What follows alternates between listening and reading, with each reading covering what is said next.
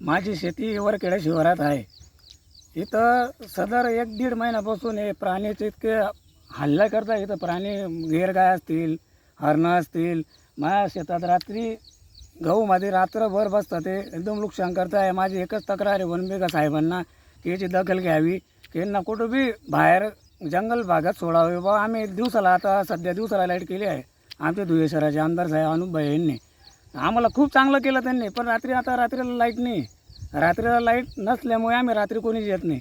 सकाळी 9-9:30ला यायचं. ते असं नुकसान पाहायला मिळत. आज 3-4 हरणे आम्ही पाहिले शेतातून वाहिले तिकडे कॉलेज पलीकडे पाहायला. ते माझी एकच दखल आहे साहेबांना. आता तोंडापलीला आलेला घास आहे आमचा. फक्त अजून 1 महिना बी राहिला की आमचं म्हणजे उत्पन्न निघून जाईल. पण मागं बी डुकरांनी खूप नुकसान केलं, तेव्हा बी झालं.